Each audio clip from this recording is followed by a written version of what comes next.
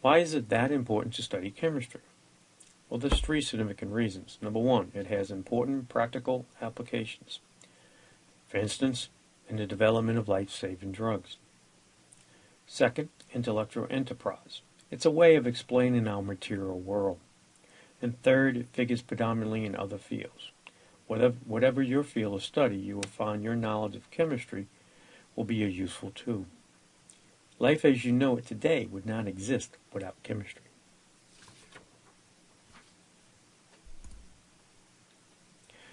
First, we'll go over some definitions. We need to understand some things to be able to build concepts later. Definitions lay foundation that we will build upon later. You must learn concepts to be able to work problems. Chemistry is not a memorization exercise. It is an application of concepts. So first off, what is chemistry? Chemistry is the study of composition, structure, and properties of matter and energy and changes that matter undergoes. Within this definition, there are two words that we need to go further. We need to define matter and energy.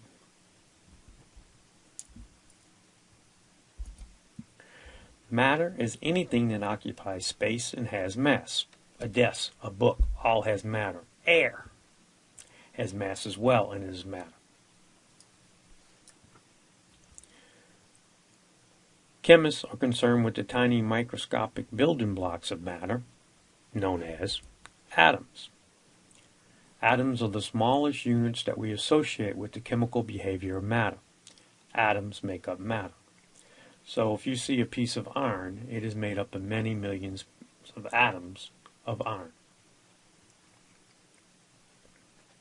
Mass. Mass is a measure of the quantity of matter that an object contains. Mass does not vary with location. Example, if I'm on the moon or Earth, the object has the same mass. Now don't get confused with the term weight. Weight involves gravitational force. Now the gravity of the moon is 1/6 that of Earth. However, an object will have the same mass on Earth as moon, but they will not have the same weight. In chemistry, we tend to deal with mass, not weight.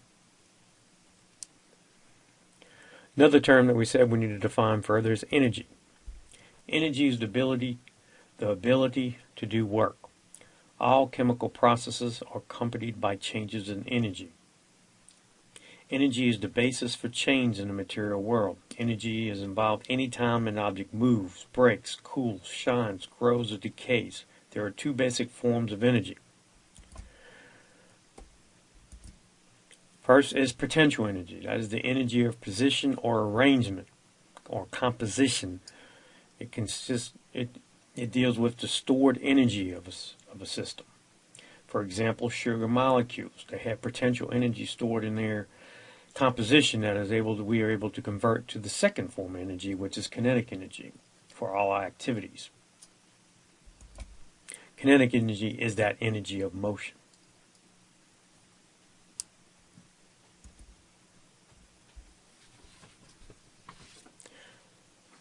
We talked about the forms of energy. There are now two types of energy that we need to discuss. First is work, and second is heat. We will concentrate on heat in chemistry, especially when we get to topic 6. Because some substances gain or lose heat more readily than others, we have to describe this relationship with a term called specific heat. Specific heat of a substance is the amount of heat required to raise the temperature of 1 gram of a substance by 1 degree C. The specific heat of water is 1 calorie per gram degree C, or another way of looking at it is 4.182 joules per gram degree C. There's a conversion factor here that basically you can see that 1 calorie is equal to 4.182 joules. Heat is typically measured in joules or calories. Now there's a difference between calories of food and the calories of heat we're talking about. Calories of food typically are a capital C calorie and is equivalent to 1,000 small c calorie. There's a formula for calculating the heat associated with a system. Heat is absorbed, meaning plus, going into the system, or released, meaning released by the system, which we can calculate by going the specific heat, time the mass, time the change in temperature, where the change in temperature is your final temperature minus your initial temperature. Now we're going to go ahead and use this little equation and do a calculation now. Now this calculation has nothing to do with this chapter right now. I just want to introduce you a little bit about how you can work a problem by just following units instead of just plugging into the equation. Let's look at this question here. How much heat in calories does it take to raise the temperature of 225 grams of water from 25 degrees C to 100 degrees C? Well, I can easily just plug this into the equation if I wanted, specific heat of water, time the mass, time the change in temperature, and calculate it. Or we could just follow our units. We know that if we had the specific heat of water, which is 1 calorie per gram degree C, if I can get rid of the gram and degree C in the denominator, all I'm going to have left is calories, which is what I'm looking for. So I just need to multiply by mass to get rid of the grams in the denominator, or multiply by the temperature to get rid of the degree C, and I can solve for it. So I can either plug in the equation or follow units. So my next step here would be to multiply by the mass, which is exactly how the formula states it. And what happens there is I'm putting it to get the grams to cancel out. I can also multiply by my change in temperature, which in this case is my final, which is 100 degrees C, minus my initial. And that change in temperature would be 75 degrees C.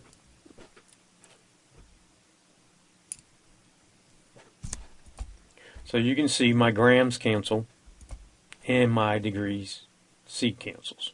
Multiplying the three numbers, I get 16,900 calories. So I could have just plugged it in the formula, or I could just follow units. Anytime I have any ratio or any conversion factor, I can easily figure out how to do my next step by getting my units to cancel. This is an important concept because we're going to do something called dimensional analysis toward the end of this chapter.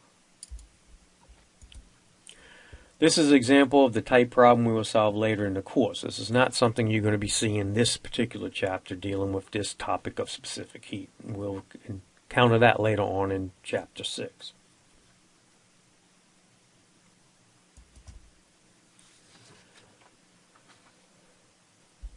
Experiment and explanation are the heart of chemical research.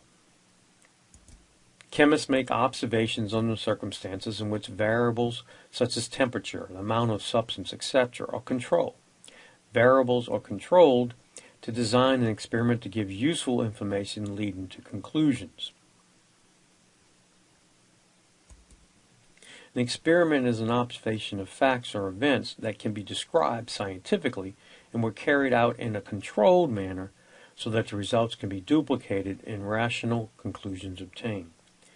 Unless variables are controlled, work cannot be duplicated, nor can any reasonable conclusions be drawn, so that you can be confident of your results. So example, if I was to vary temperature and concentration and get some result, I do not know what affected the results. Was it the concentration I changed, or was it the temperature I changed? I need to hold one of those variables constant in order for me to determine what's affecting the results. After a series of experiments, a researcher may see some relationship or regularity in the results. A well-designed experiment will allow this to occur.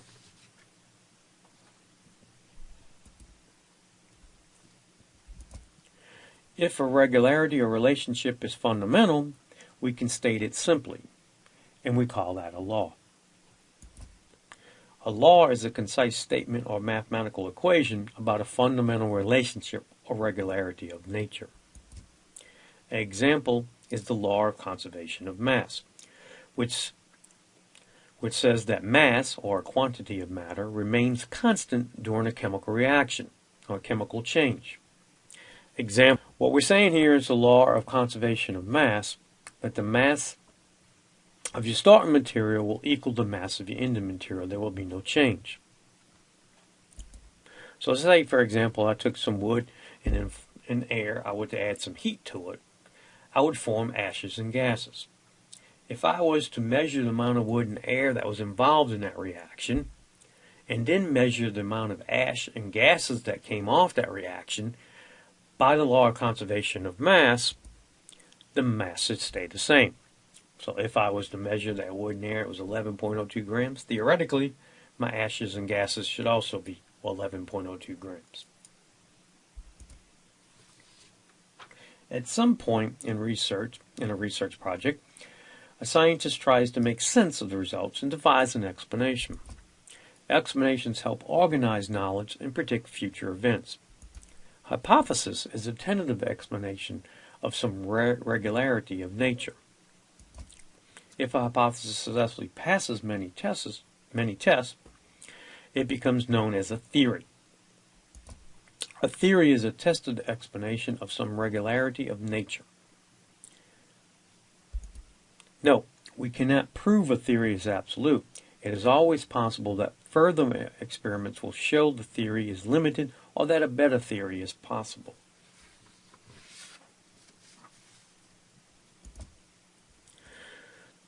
The two aspects of science, experiment and explanation, are closely related. A scientist performs experiments and observes some regularity, some observations. Someone explains this regularity and proposes more experiments and so on. So you have experiments, you have explanation, experiments, explanation, etc.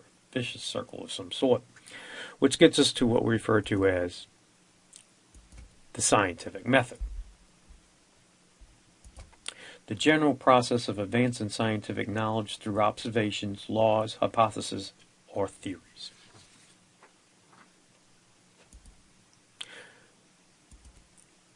So basically you have some experiments that you conduct. You have some results that you obtain.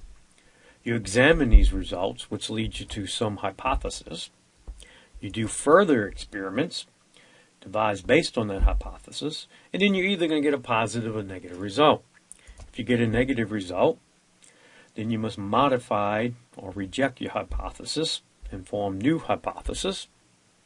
Do further experiments again, and then if you get positive results to support the hypothesis, then you have what we refer to as now a theory, which follows after results of consistently supported results for that hypothesis. And then you have further experiments. It's a continuous process that never stops. It's never an absolute theory. It's always under development and improvement. Now getting back to some more definitions, there are two principal ways of classifying matter. First, by its physical state, meaning a solid, a liquid, or gas, which is dependent on the conditions. The form may be solid, liquid, or gas, and it depends on the conditions of the system, which could be, for example, temperature and pressure. We know that at atmospheric pressure and below 0 degrees C, water is in the form of a solid.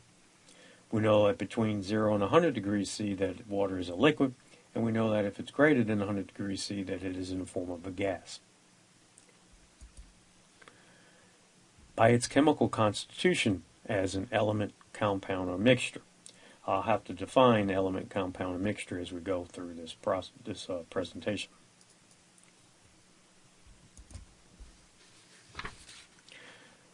Physical states of assessment refers to the states of matter. A solid, the form of matter characterized by rigidity, a solid is relatively incompressible and has a fixed shape and volume. It's a highly ordered system where the molecules are actually touching each other. There's no room for compression, as you can see in the picture. Okay, it's a very highly ordered structure that has the molecules touching each other, very little room for compression. So basically incompressible.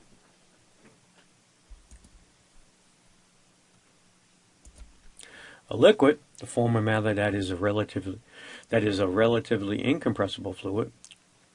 Liquid has a fixed volume and no fixed shape. The molecules move freely, but they're still touching. So there's still a fixed volume, and it takes the shape of the container. Gas, the form of matter that is easily compressible fluid.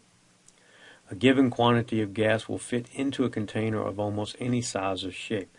Basically, gases have no volume, no shape. They move freely in the container, which contains mostly space between the molecules. They are not touching, therefore they're very easily compressible. Lots of space between the molecules.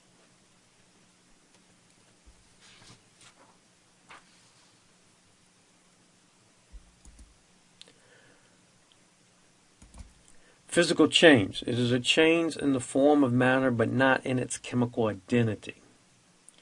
There's a change in state from a solid to a liquid to the gas, etc. However, it is the same substance. If I change water from a solid to a liquid, from ice to a liquid, it's still water. It hasn't changed. It just changed physical. Physical changes are usually reversible by some physical means. No new compounds are formed during a physical change. Melting ice is an example of a physical change. The species retain their chemical identities and can be separated by some physical means. Example, dissolving one substance in another, putting salt in water, can be reversed by distillation or evaporation.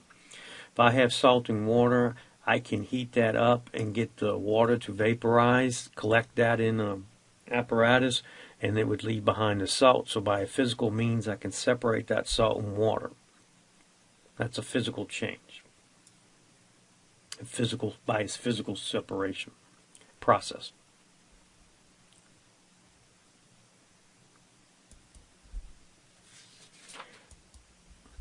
Chemical change, or chemical reaction, is a change in which one or more kinds of matter are transferred into a new kind of matter, or several new kinds of matter. Chemical changes are usually irreversible by physical means. You can only do it by chemical means. New compounds are formed during a chemical change. Example, the rusting of iron is an example of a chemical change. You have iron and oxygen reacting to form the new compound of rust, which is your iron 3 oxide. It cannot be separated by any physical means. Okay, the new compound, the only way to get back from iron 3 oxide to iron and oxygen is by chemical means. There is no physical way of doing it. The various materials we see are either substances or mixtures, so we need to define those as well. A substance is a kind of material that cannot be separated into other kinds of matter by any physical means. Getting back to the example we just discussed, if I take iron and oxygen and it forms rust, iron 3 oxide, I cannot separate the iron and oxygen back into iron and oxygen by any physical process. So this is called a substance. Rust is a substance. Iron is a substance. Oxygen is a substance. Rust is a substance that cannot be converted back into iron or oxygen by any physical means. A mixture. It's a material that can be separated by physical means into two or more substances. Getting back to our salt and water example, this is a case where I have salt and water, which are both substances. If I put them together, I can separate them by physical means. I can evaporate the water off, which will leave behind the salt, and form two substances, the salt and the water. Therefore, this is a mixture, since I can separate it by a physical means. Salt and water can be separated through a physical means, such as evaporation or distillation. Therefore, it is a mixture of two substances. We characterized or identified a material by its various properties. We have physical and chemical properties. So let's discuss those. A physical property is a characteristic that can be observed from material without changing its chemical identity. Examples are physical state of a substance. Is it a solid, a liquid, or gas? What is the melting point of the substance? What is the color? These are all physical properties of a substance. A chemical property is a characteristic of material involving its chemical change. It's no longer the same substance after that change. Chemical property of iron is its ability to react with oxygen to produce rust, a new substance with different properties from the starting substances. Basically, a chemical reaction occurred. It's not iron or oxygen anymore. It is a new substance, iron 3 oxide. Millions of substances have been characterized by chemists. Of these, a very small number are known as elements, from which all other substances are made. An element is a substance that cannot be decomposed by any chemical reaction into simpler substances. The elements that are known today are typically on your periodic table.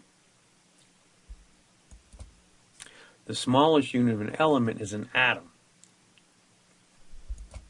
Many identical atoms make up an element. The atom is the repeating unit of the identity for that element. Lots of iron atoms make up the element of iron that we see. It's the repeating unit of the identity.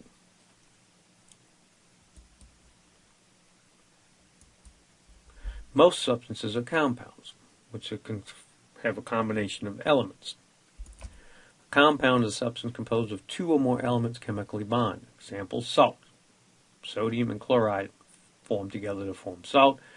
Water, H2O. Okay, two hydrogen and oxygen form to form the substance of water, compound of water. The smallest unit of a compound is what we refer to as a molecule. There are many molecules of water that make up what you feel and taste and see in water. H2O is the repeating unit of identity and properties for water.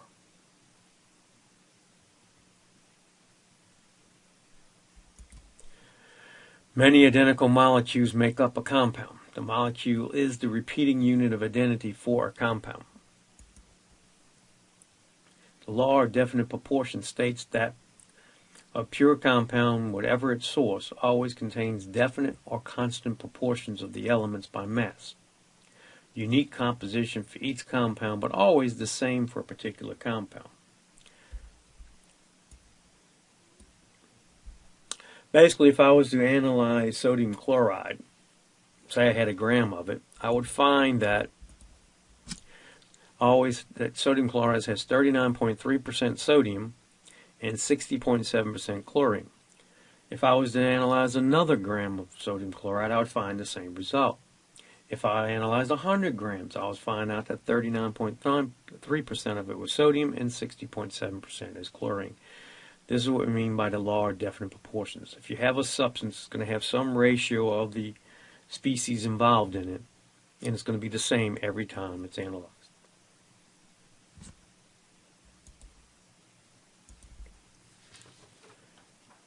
Most of the materials we see around us are actually mixtures. A mixture is a material that can be separated by physical means into two or more substances. You recall the sodium chloride in water, that was a mixture because I could separate by physical means into sodium and water. Unlike a pure compound, which has a definite composition, a mixture has a variable composition. Remember, I just talked about sodium chloride, and I said that it would have 39% sodium and 61% chlorine. That's a pure substance. However, I could take salt water, and I could have 20% sodium chloride and 80% water, or 50% sodium chloride and 50% water. That's a mixture. It can have variable compositions, unlike the pure substances. Mixtures are classified as heterogeneous, meaning coarse mixtures, if they consist of physical distinct parts. Example of that would be salt and pepper. If I was to shake up some salt and pepper, and every time I did an analysis, say I took 1 gram, I'm going to get a different count of how much salt and pepper is in each one, because it's course, mixture. It's a heterogeneous substance. Contrary to that is something called homogeneous, or solutions, when the properties are uniform throughout. Say I made Kool-Aid. Now I made it, shook and stirred it up really good, and I took a sample of that Kool-Aid and analyzed it. I had the same concentration every time I analyzed it for that particular cup of Kool-Aid. It'd be uniform throughout. I'm not going to taste more Kool-Aid at the top than at the bottom. It's going to be the same taste throughout. So in summary, atoms make up elements. Elements make up molecules. Molecules make up compounds. And compounds make up substances. Now your substances could be pure substances, which is definite proportions. Okay, example, sodium chloride, always going to have 39%, 61%. Or it could be mixture, which is a variable proportions. If it's a mixture, then we could classify it as heterogeneous, meaning distinct parts, or homogeneous, uniform. After we covered all these definitions, you should now be able to do homework number 1.